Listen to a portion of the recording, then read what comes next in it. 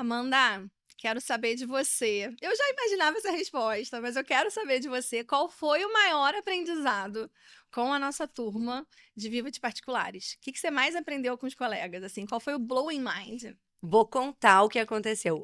Eu não imaginava, quando a gente pensou em fazer o nosso curso, que o assunto mais debatido seria mentalidade.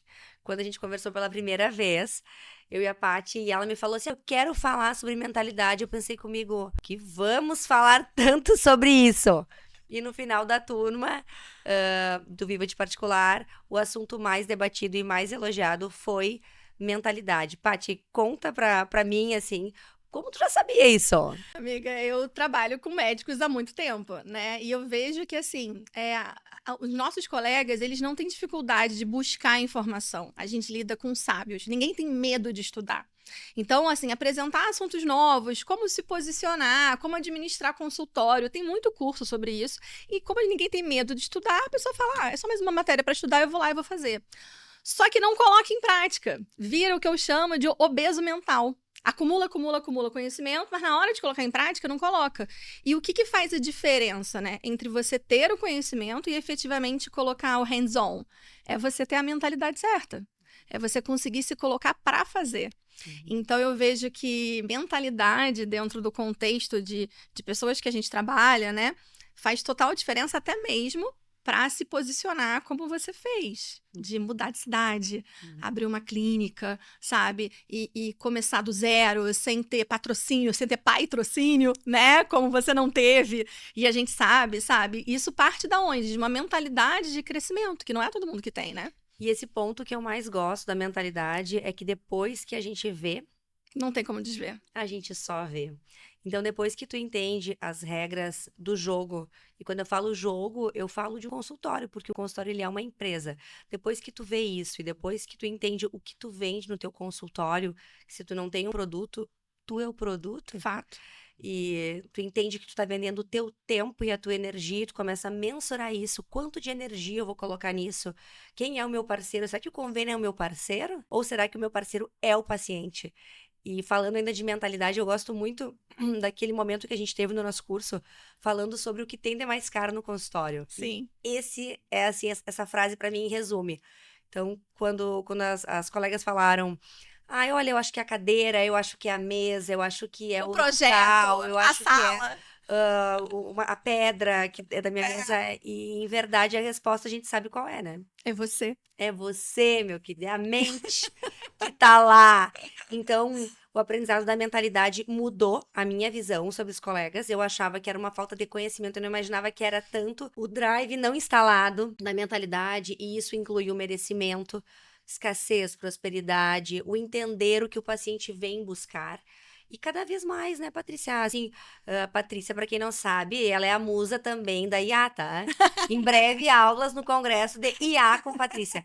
Então, eu acho que tudo que um robô faz igual ao médico é algo substituível, mas tudo que uma pessoa faz de forma incrível, ela não é substituível. Então, esse é o ponto, né? Grandes colegas que a gente tem que nos perguntam, mas será que eu tenho isso? E a gente olha e fala, eu vou te dar, vai ser um espelho. Exato. E assim, eu vejo também, na hora de precificar, especialmente, porque as dores acontecem em vários sentidos, mas na hora de precificar, as pessoas vêm assim e falam, mas eu não posso cobrar isso porque o meu professor, ele não cobra isso. E aí a pessoa se compara com, assim, não que o professor não tenha valor, é óbvio que tem valor, mas cada um é um ser único, só você sabe realmente o que custou pra você, pra sua família, pra sua alegria, pra sua saúde, tá naquele lugar. O que você passou para estar ali? O que você estudou para estar ali? E parabéns aos professores, eu também sou professora. Todo mundo tem o seu merecimento, mas cada um tem que olhar para si. O fato não é o olhar o quanto o mestre cobra, mas é assim. Quais são as suas dores? Aonde você chegou? O que você passou? O que você vivenciou? O quanto você está abrindo mão para estar ali bem para receber o paciente do jeito que ele veio buscar você, para aquilo que ele veio buscar você, né? Então, eu acho que é uma dificuldade de merecimento e de se enxergar, né, Amanda? E a precificação, ao meu ver, tem a ver com o merecimento. Enquanto a gente tem dificuldade de nos sentirmos merecedores do sucesso que a gente tem, da posição que a gente ocupa, a gente se desvaloriza. E o que mais o paciente vê nessa desvalorização é o teu preço. Sim. O teu preço, a primeira comparação que ele faz é o teu preço. Então, para mim, essa historinha do meu professor cobra quanto? A minha cidade é pequena, aqui o convênio domina, eu sou cirurgião e eu não posso fazer particular porque eu sou cirurgião, eu nunca vi ninguém fazendo, não tem ninguém na minha área. Eu acho que isso realmente são A história que gatilhos. você conta para você. É o que tu tá contando, a historinha que tu comprou, que tá bonitinha e tal, mas, em verdade, ela não existe. Mas assim, é claro que números importam. Agora chegou a hora que eu vou ser glorificada. Números importam. É claro que quando a gente está falando sobre precificação, sobre funcionamento saudável de um consultório, a gente tem que olhar também para os números, né, Amanda? Só que existe valores intangíveis. Sim. Então eu costumo dizer, o valor hora do consultório é um valor que qualquer administrador mediano faz para ti. Mas existe um valor intangível. Um exemplo mínimo. Quanto vale uma otorrino que se veste de mini para atender crianças autistas? Isso vale muito. Quanto vale alguém que vai conversar sobre zumbido com um paciente que já passou por N colegas incríveis? Quanto vale o teu telefone na agenda do paciente? Quanto vale o teu atendimento sábado, a tua cirurgia domingo? Existem serviços que a gente entrega que não é só sobre valor hora do consultório, que é o tema de muitos cursos legais importantes, mas existe um valor intangível da tua autenticidade que vai passar para o teu paciente, porque tu vai atrair o paciente que vai se conectar contigo. Até porque pessoas compram pessoas. Ai, amo essa daí também. Amo essa frase também, muito boa. Eu quero, Patrícia, que tu nos conte essa historinha emblemática do Matinho, que é uma história que eu amo e que eu acho que todo mundo tem que ouvir, a história do Matinho. Então, a história do Matinho é uma história que eu acho que não é sobre matinhos. Né, a primeira coisa que a gente fala é quando conta-se por aí, né, que Conta-se por aí uma cidade muito distante, Greenville. Exato, tão distante, que em frente à sua casa existia um matinho que estava ali, já estava plantado, já estava por ali aquela planta. Não era bonita, não, mas estava plantada, né? E o seu sonho era ter um design de jardim, aquele cheio de planta exótica, com umas flores bonitas. Assim, o seu sonho de consumo era ter aquele jardim. E aí, por um dia, você pensa e fala assim: eu vou num local para comprar planta e vou botar essas plantas aqui, em cima desse matinho, que vai ficar ótimo, né? Na minha visão, eu acho que vai ficar ótimo. Aí você compra as plantas na maior boa vontade, vai num lugar caro até, escolhe uma por uma e coloca ali. Não cresce. É. Não cresce. É. Não cresce, porque para crescer, precisa tirar um matinho. Não acredito. Que tá plantado.